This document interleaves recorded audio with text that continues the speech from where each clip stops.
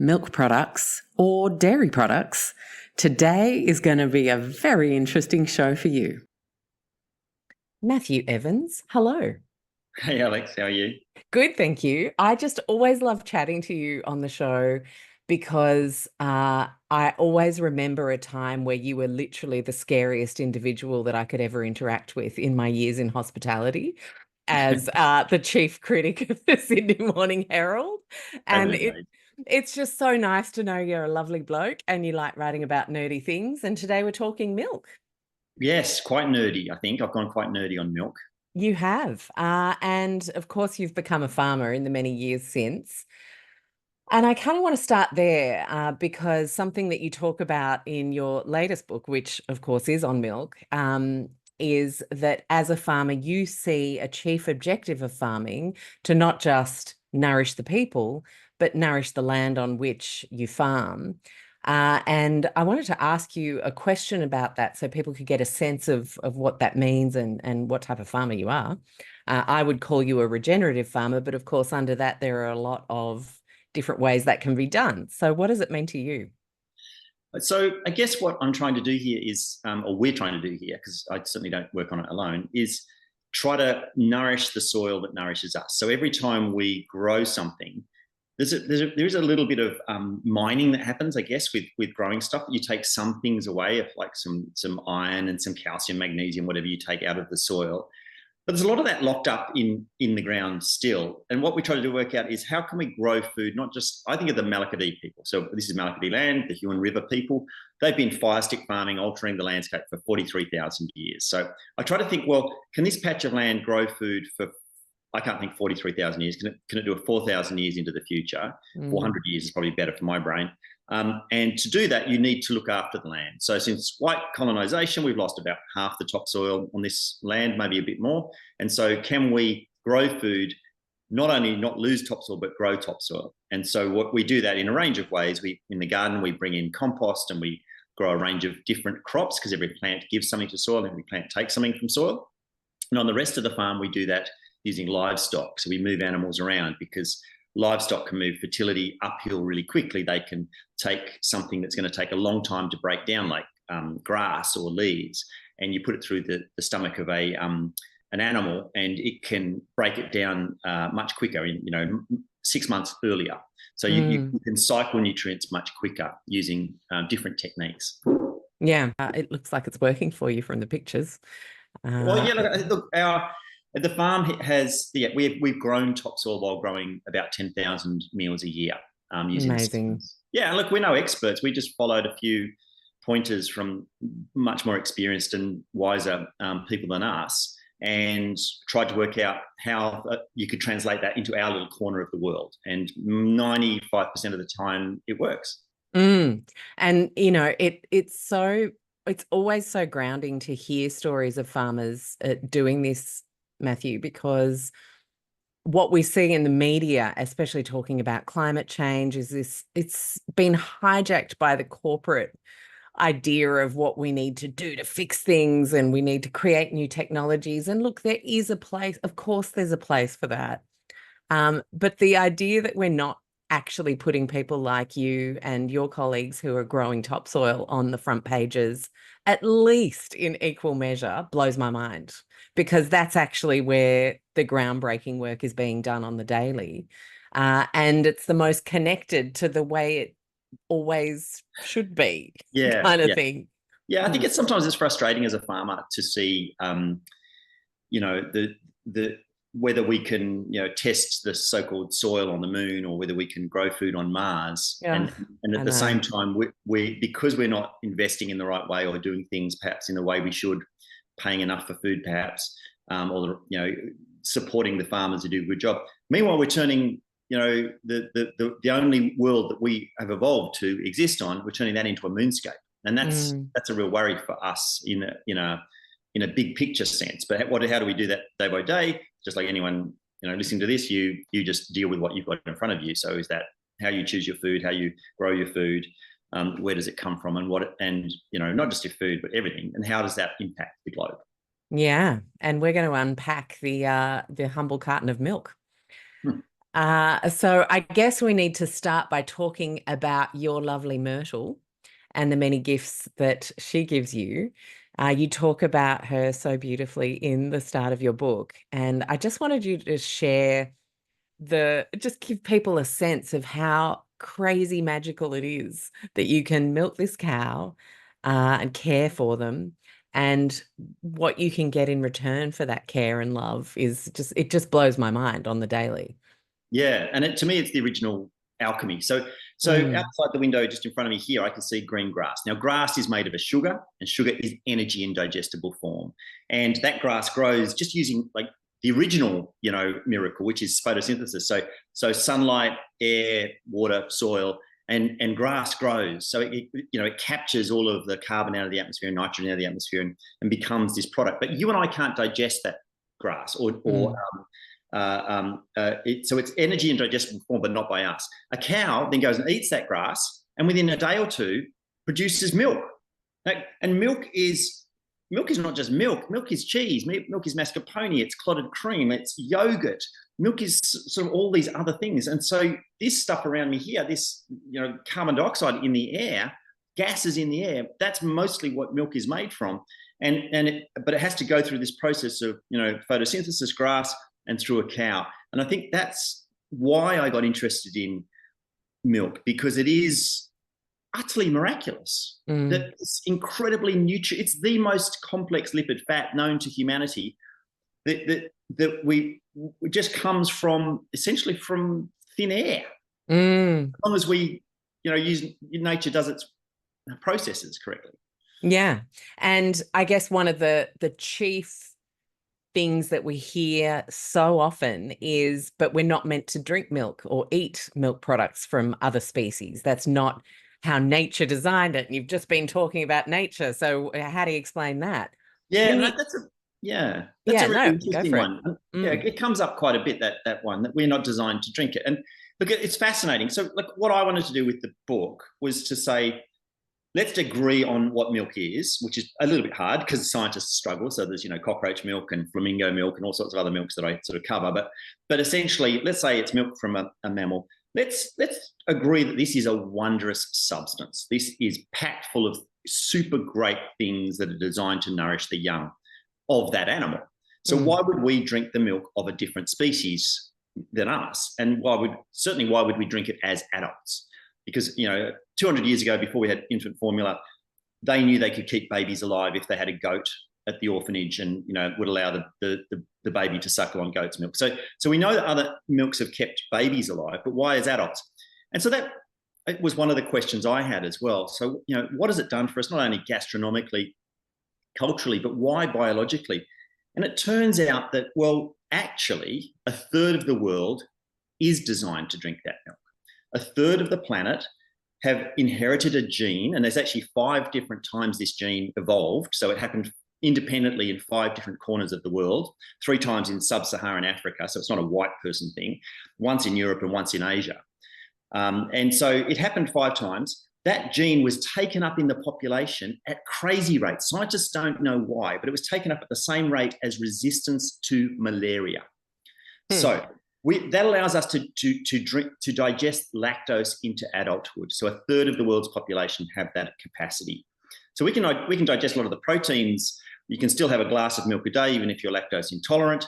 And most people can consume the proteins. But this allows me to drink a litre of milk a day. It's quite insane.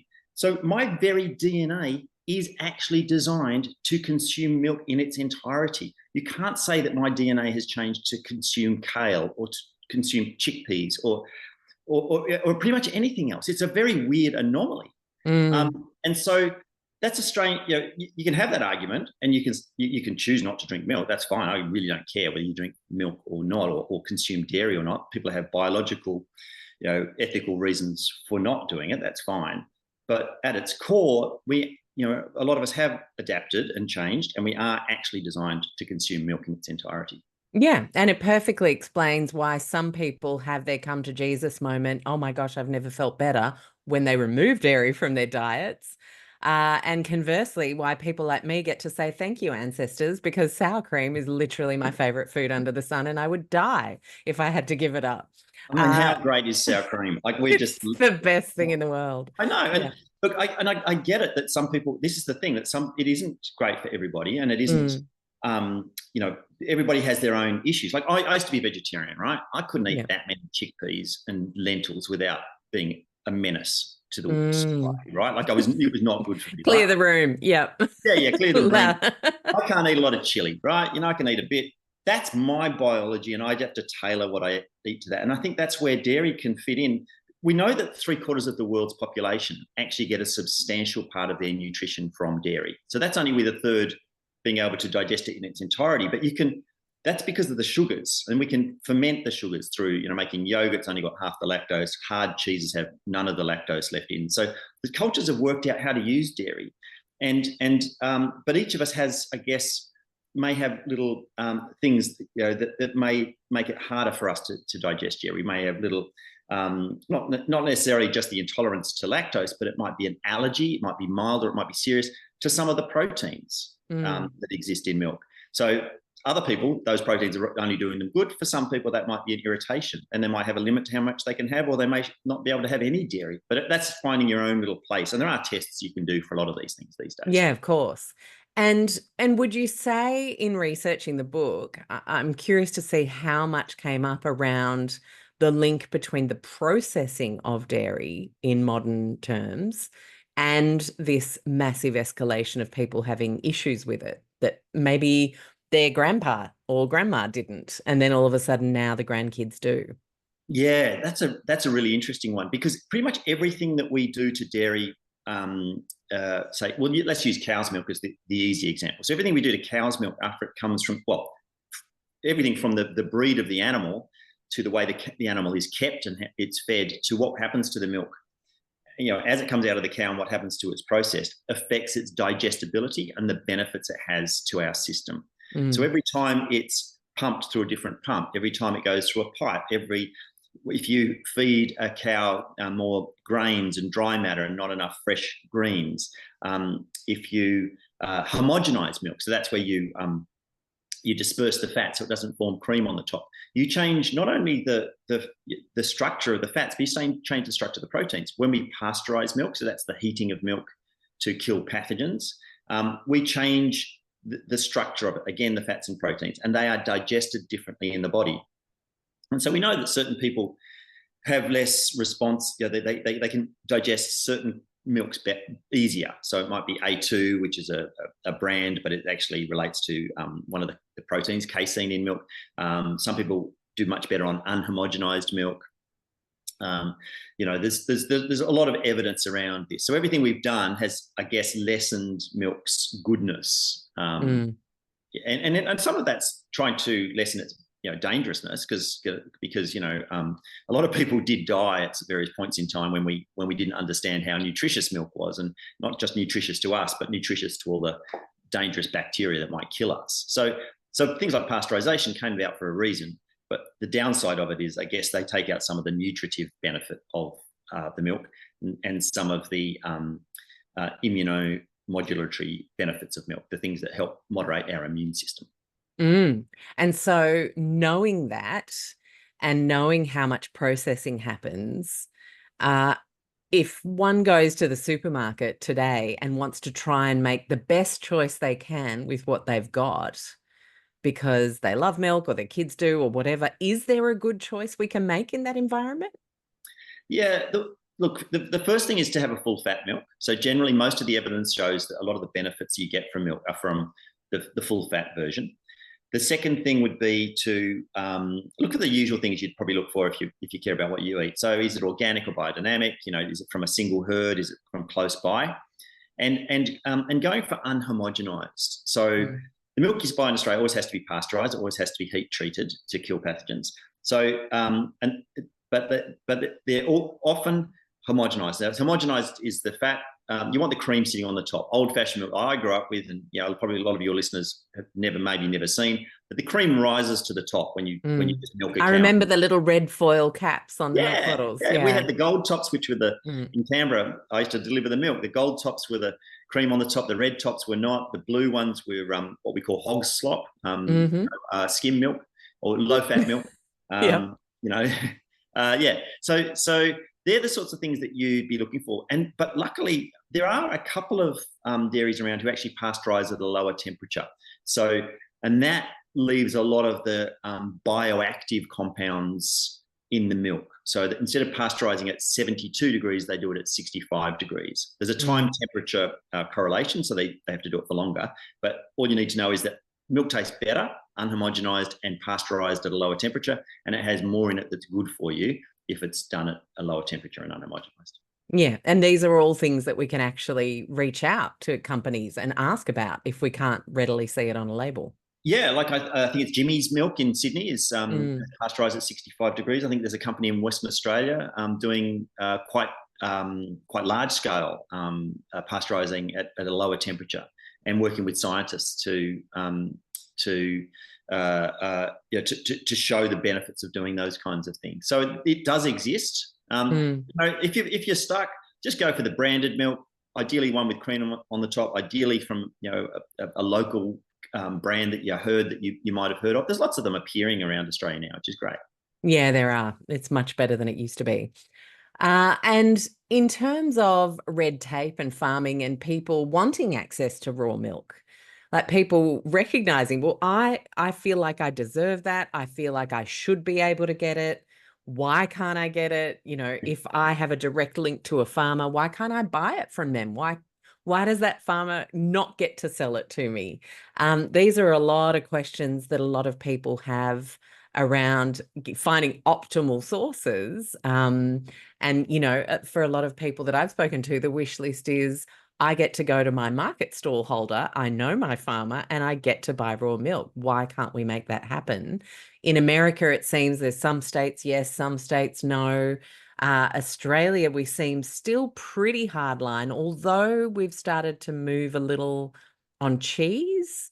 I've seen, especially in Tassie with a couple of brands. So where are we at there? And what are some of the, I guess, concerns you have talking to farmers all the time? What are you guys talking about? Yeah, we call it the new moonshine because it's, it used to be, dry, when they banned alcohol in various places, people were smuggling, hard liquor around. Yeah.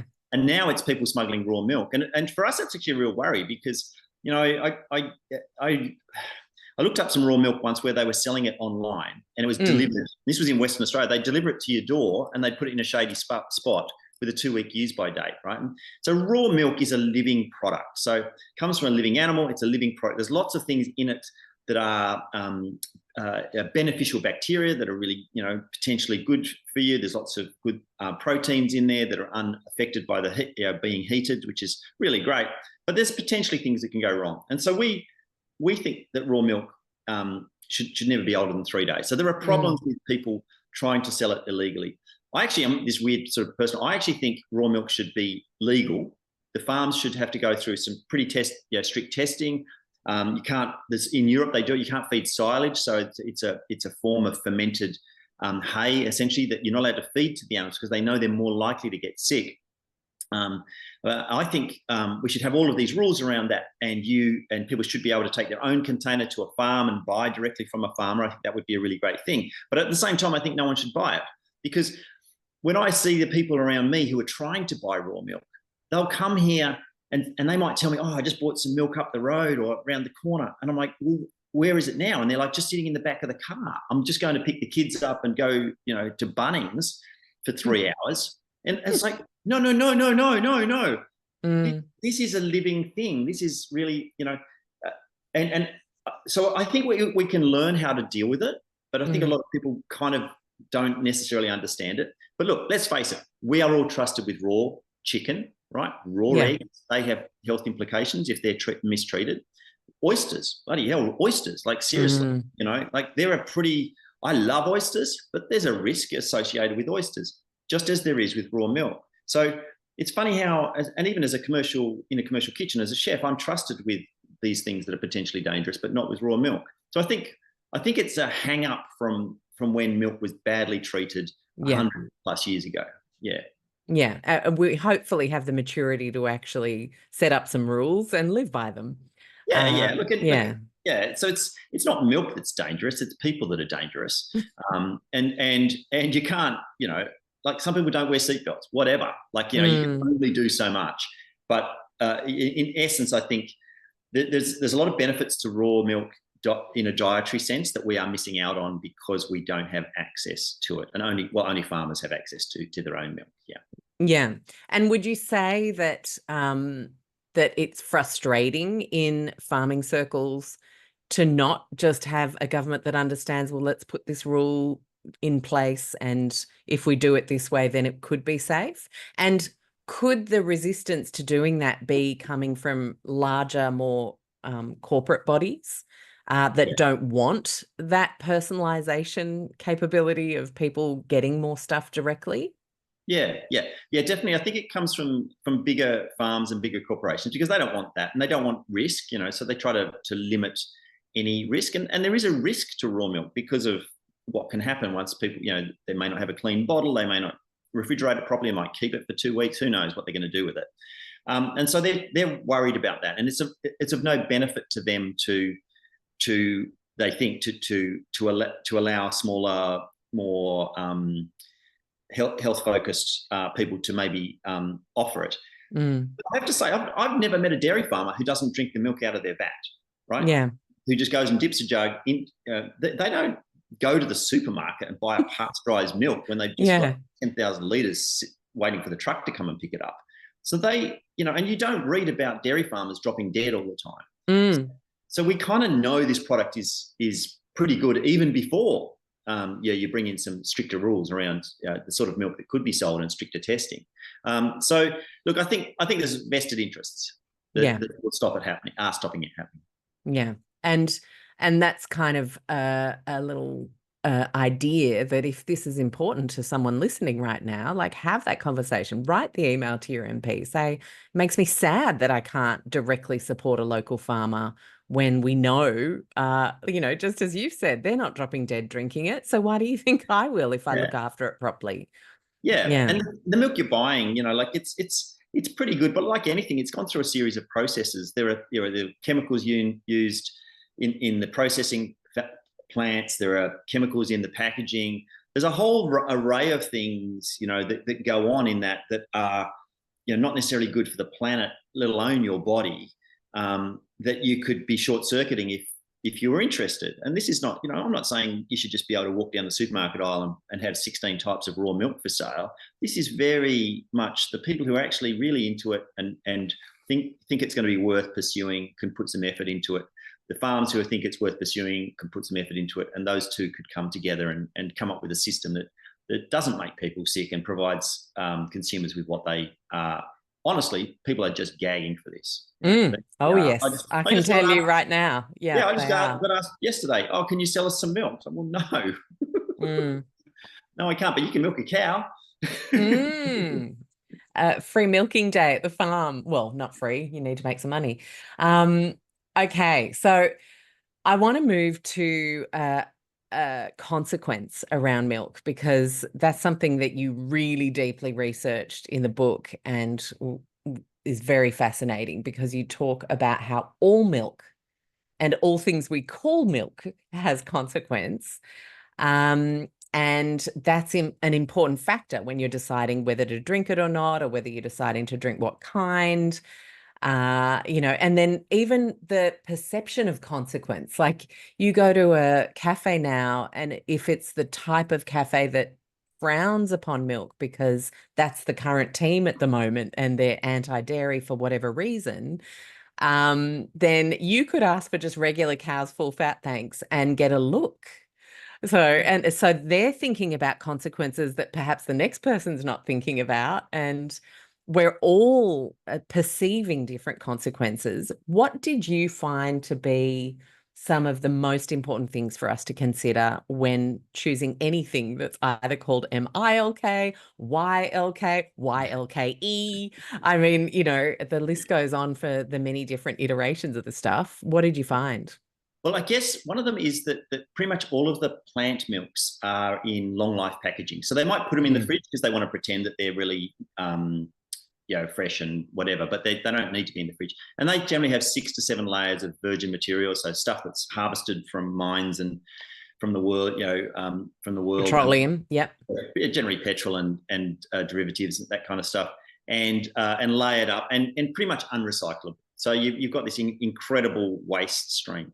The plant milks are generally made from, for example, there's a waste product. So when you get a litre of oat milk, you end up with 200 grams of waste oats. So those oats, for every litre of oats, 200 grams of oat milk, 200 grams of waste oats. So, we've got to do something with that. And like, it would have been better if a human ate the oats, let's face it. Nutritionally, for the planet, that's a much better use of the world's resources, but that's okay. They've been watered down. The water is then trucked around. It's mixed with some other chemicals to make it into oat milk. The 200 grams of oats has to go somewhere. So it either gets thrown in the bin or it might get composted, but generally it gets fed to pigs, so it supports the animal industry. And some people find that abhorrent because they're trying to drink the oat milk because they think it's going to stop the animal industry, but it doesn't. It just feeds into the animal industry. I guess one of the things one of the consequences that people aren't realizing is that the substitute milks are not milk. They are either doing you very little good or potentially harm. As if there's emulsifiers in there, and some of the fats that are in there, they can be really bad for you. The emulsifiers interfere with your microbiome, the things that feed your gut, and we know that your gut is really intimately tied to your brain. And so we know this is going on. So the plant milks are doing either very little good or potentially harm, whereas generally the dairy is doing you probably good, potentially great good. And people kind of forget that. So when you're doing a comparison, you could say, oh, well, cow's milk has more emissions in terms of carbon, but well, it has, let's compare oat milk, which is the big one at the moment. Yeah, but it has 3 times as much protein, and that protein is bioavailable. You have to drink 8 glasses of oat milk to get the same calcium as you do from 1 glass of milk. So you can't. So if you extrapolate, 8 times more carbon emissions to get the same goodness, does it look as fancy? And the other thing is, I think there are vested interests in both sides. There's big dairy companies and dairy that are wanting to say you should drink more dairy, and I don't necessarily think we need to drink more dairy, and nobody has to have dairy. I don't think that's vital. Aboriginal culture existed for 60,000 years without dairy. The Americans, they didn't have dairy until colonization. Southeast Asia hasn't. People can exist without it, but if you get rid of it, what do you replace it with? And then especially for that third of the world that you talk about being quite like not majority nourished, but it forming a big part of the nourishment of the overall diet. Yeah, a massive part. Like they found in the UK. So this is the great example where plant milks and vegetarianism and veganism have taken off over the last 10, 15 years. Hospitalizations in the UK tripled in a 10-year period. Okay, for vitamin deficiency. So hospitalisation for vitamin, I've got to reframe that. Hospitalisation for vitamin deficiency tripled in 10 years in the UK, right? So wow. So and the researchers blame plant milks for a large proportion of that, because people are saying, oh, that's made my coffee whiter, or I can put that in my tea. That is nutrition. Well, it's not nutrition. Most of those people are women of childbearing age. So it's a pretty pivotal moment in people's lives. When they're trying to have children or around childbirth. So it's a pretty scary number. So this taking dairy out has real world implications. And then what we put in there instead, it has to equal that. Yeah, and that's the thing. So you can take something out, and a lot of these things, how they promote themselves is what they're not, and what they're not is dairy. Not saying what they are. So if you're almond milk, your almond milk might be 2% almonds, right? So I love almonds, lots of good stuff in almonds. I've got 5 kilos just delivered from South Australia of this beautiful heritage variety of delicious almond. I love them, but I'm not going to put 2%, into 20 grams in a litre of water and think I'm getting the nutrition from it. If I want the nutrition of almonds, I'll just eat almonds. So you can't compare those substitutes to real dairy in any great sense. And I think the other consequence that I try to do a fair bit in the book is follow the money. Like who is investing in cell milks, who's investing here? And Oatly, so Oatly is the world's biggest oat milk brand. Yeah. So one of the major shareholders in Oatly is China Resources. Now, where does China Resources, because Oatley's always lecturing us about our carbon emissions.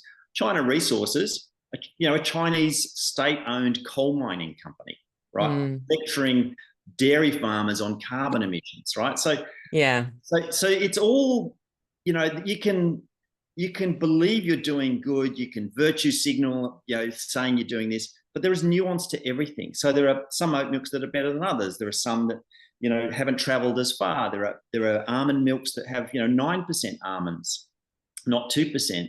There are dairies that keep cows in sheds their entire life, and they never get to walk around in the sunshine and eat green grass. And then there are dairies that match that picture in your head of the grazing animal in the verdant pastures. So everything has, I guess, nuance to it, and everything has consequence. What we have to decide is, well, what's the consequence on me, on my community, on the planet around me, and what do I value the most? Yeah. And a huge part of it is actually connecting yourself to the truth of what you're consuming as well, and really doing that work, because it's very easy in our headline culture now to think, oh yeah, good for the planet, good, and you just start believing it because you see it everywhere, or someone important says it, or someone famous says it. And then there you are after your yoga class having an oat milk latte thinking you're a good human, because that's the story that seems to be being told by the loudest and most people at that time. But are you? And, it's like I always say to families trying to ditch additives, yes, it might say gluten-free, dairy-free, high protein, all the things that it might say with big ticks to make it look like this very positive choice. But they're cheesy puffs. They're still processed BS junk, and they're not going to do you any favors. Look on the back, look at the ingredients. And as you've just said, which is obviously a bigger piece of work, if people really wanted to dig in, follow the money. Yeah. And that's the thing, that there is this fashions, and we know, dairy's not about to die, but there is this sort of sense that, let's put the boot into this because it's so bad and so evil. But if you don't have to consider, what I like to do is people consider the basics. So if you're going to replace a fresh milk in your tea or coffee, whatever, with a plant-based milk, you just need to know one thing: that plant milk is ultra processed food.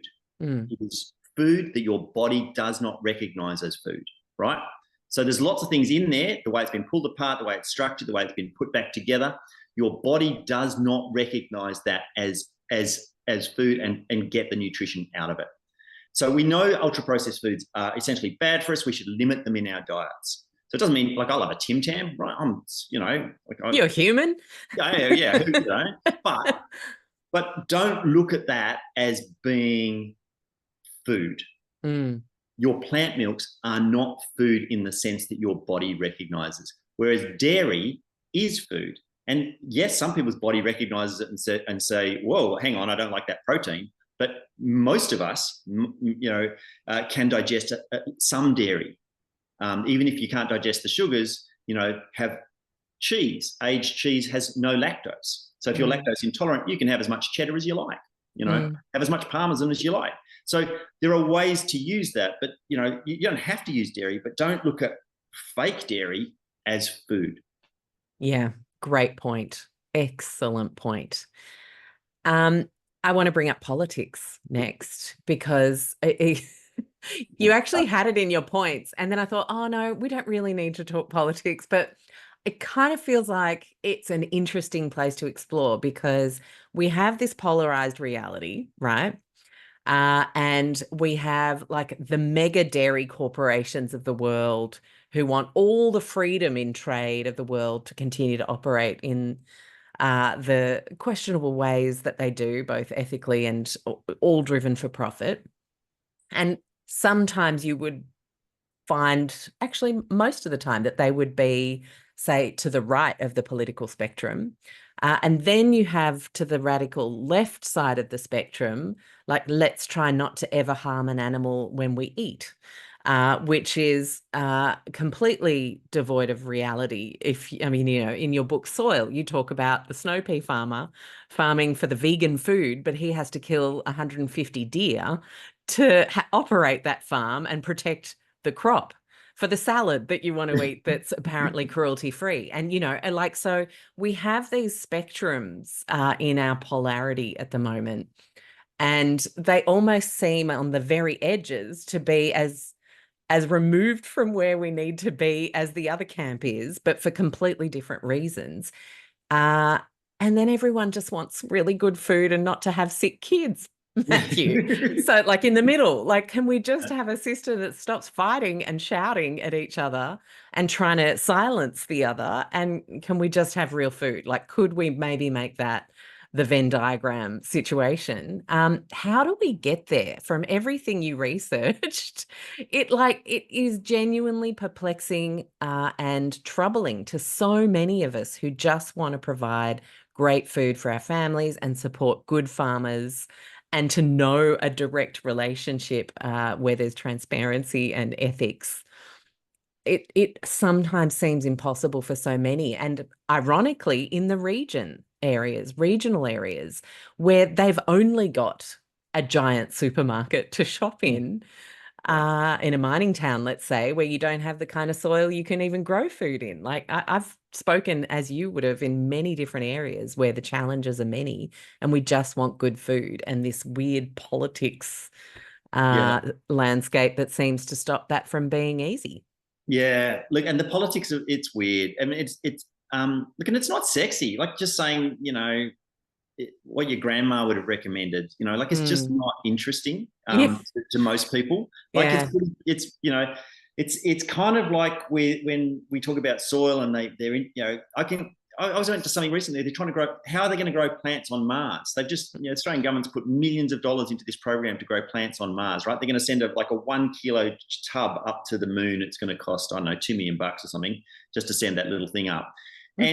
But you try and get some money to grow a nutrient dense carrot, right? Yeah. Everyone's like, oh no, that's boring. Like, Or to feed the 50% of Aussie kids going to school without breakfast. Yeah, exactly. Yeah. So it just, and that's, I think, where the problem is. So I've got this really weird thing going on at the moment where, because I'm researching milk, I said to my wife, are you buying a new bra? She said, what are you talking about? I said, I'm getting these ads for bras. And then I'm like putting in my computer, mammary glands, or, I'm like, oh, hang on. The other day, because it is politics, because there's these images of in the US, the neo-Nazis, essentially people with neo-Nazi tattoos on their chests. They've got their shirts off and they're dancing around in front of the cameras, drinking milk as a sign of sort of white supremacy. And I'm like, what? Hang on, how does milk end up in? Why is milk seen as But I'm terrified about what my search history is going to bring up now. ASIO. Oh, God.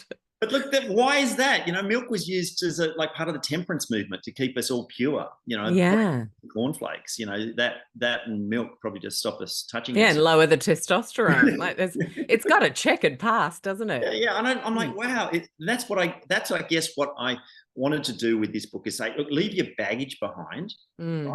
Like, we've all got baggage. I've got my biases. I milk a cow, for crying out loud. I'm pretty biased, but I'm biased for me in terms of, I think milk is, dairy cows are good for my farm, and milk it works for me. I don't care what other people do, but try and forget your baggage and just go, look, milk is utterly, utterly remarkable, whether it comes from, an echidna, from a woman's breast, from a cow, and what it is designed to do for us as young animals is utterly amazing. Whether we drink it or use dairy as adults is a moral question. It's a biological question. There's a lot of it's a gastronomic and cultural question. But don't forget, don't demonize milk, because it's not milk. It's us bringing our baggage to the topic that makes it political and makes it about self-identification, or being frowned upon for ordering cow's milk with your latte.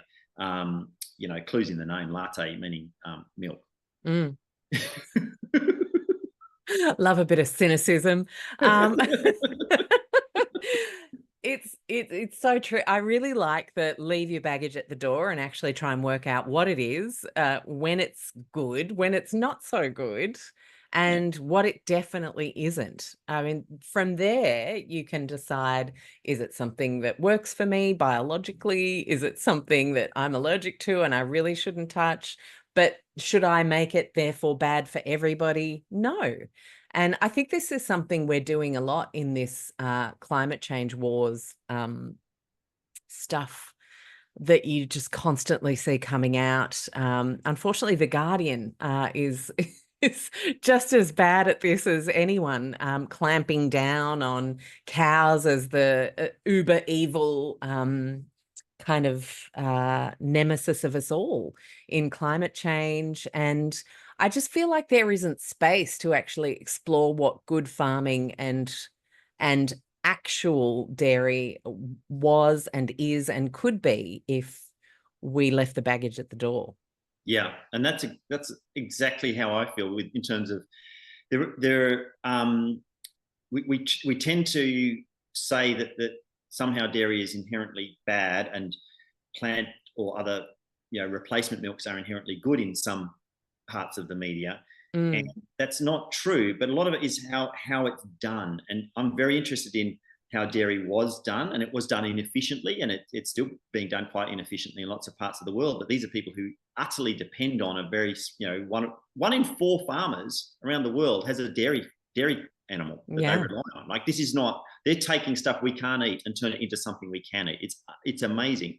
So, but how have we gone too far in intensifying? Have we, I think we forget life when we're doing this. We forget the life of the cow and the calf. We forget the life within those animals in terms of their microbiome. We forget the life, the ecosystem, the biodiversity that can exist in and around a dairy farm. But if we don't do it right, we don't end up with those things. And then the life within the milk, that stuff that builds our immunity, that builds our robustness, that makes us resilient, that can exist in milk. But if we've forgotten all the other bits of life getting up to that point, and then we annihilate the life that's in the milk, well, are we getting the best dairy that we should get for us, for our land, and for our society? Yeah. I mean, something that I thought of as you were talking about the dependency on a dairy cow is I read a statistic recently around how many small micro business female farmers depend on that for a sense of independence and ability to feed their families when, say, there's no father in the picture. And to just clamp down with this one size fits all, milk is bad, actually denies a huge percentage of people independence, freedom, security. And I think we often forget that because we're in our own little bubbles in cities often, where we're so disconnected from the realities of the world and what it means to just make an offhanded, just quick comment about how dairy is awful, it's poisonous, it's toxic, it's cruel, it's, whatever, as a general statement. And we miss all the nuance of it. Yeah. And you can be in your inner city cafe and order a hemp milk latte. That's absolutely fine, but don't demonize those people in sub-Saharan Africa who are totally reliant on one goat and that goat's ability to transform things that are completely indigestible to humans into nutrient dense, life-giving in every sense, from not just the nutrients, but the immune boosting properties of the dairy that they get from that animal. And I think that's the risk we run, is if we demonize dairy, we run the risk of and saying that we've got to get rid of dairy, of marginalizing even the most vulnerable people on the planet. Absolutely. Matthew, thank you. This book is incredible. And it's so thorough and nerdy, as I said to you before we hit record, that I just think everybody who's curious about the subject and just unpacking to the ends of something, we never get to the absolute end, of course, but you do a bloody good job of trying to get us there to really understand on a deep level the significance of it as a food, the significance of how badly we've gone wrong in so much of the production of that food, or its fake nouveau counterparts. And really also for me, what I've taken from this is understanding that one size fits all, once again, is probably the worst thing humans could ever try to do as an idea. Yeah. It never does. Dairy is such a big thing. Like, if you're just saying shouldn't eat one type of vegetable or something, but dairy is a massive component of a lot of people's lives. And if we're going to get rid of it, or we're going to alter what's in it by changing how we feed the cows and do it in a negative way, then there are real world repercussions, as we saw with the UK experience so far. Thank you so much. Great to chat to you again. Thanks for having me. See you, Alex. I hope you loved today's show as much as I loved bringing it to you. I want to remind you that if you are someone who craves a low tox community that is judgment-free, full of empowerment, has health professionals and building health professionals that can support you, as well as me in there answering questions multiple times a week, I want to invite you to join the Low Tox Club. For the price of less than a cup of coffee a month, you have an annual membership for $49 Australian, so it's about $30 US or euro, that allows you to have a member masterclass every single month with a health professional or global expert from the podcast, where we have them to ourselves for an hour to ask questions and deep dive further. You have the beautiful supportive chat group. You have Q&As with me answering questions. We read books and talk about them, and a whole bunch more. You can head to lowtoxlife.com, hit the explore tab, and join the club is the very first option on that list. Of course, we have over 10 evergreen courses that you can jump into anytime, whether it's navigating everyday low tox swaps with our Go Low Tox signature course, whether you have kids and you're wanting to know how to best support them with our Low Tox Kids course, whether you're planning a family and looking at a healthy low tox preconception journey, reducing inflammation, especially the chronic kind, with our Inflammation Ninja course, many other courses. You can again head to lowtoxlife.com, hit the courses tab, and you'll see all of the options, which includes a business course, my Low Tox Method program. A lot of people don't know, but I was doing a lot before starting Low Tox Life in 2009, and I was a business consultant across hospitality, health, retail, and cosmetics. I have been in business consulting for a very long time, so I absolutely adore helping people move into the low tox space or develop their low tox businesses. So that's a way I can support you. And then, of course, there's our wonderful social media communities at Low Tox Life on Instagram, and of course, the website with over 250 gluten-free recipes, blogs, downloadable PDFs to help you navigate wanting to get rid of synthetic fragrances in your school or office. I could go on. So head to lowtoxlife.com, see what takes your interest or fancy, and thank you so much for being a part of our podcast community. I love reading your reviews. I appreciate every follow and subscribe, and I want to just remind you to finish off that if there's anything you heard that you found interesting from a medical or scientific perspective, it is intended as education only. Please always chat to a health professional who knows you and your situation best. I'll see you next week. Bye.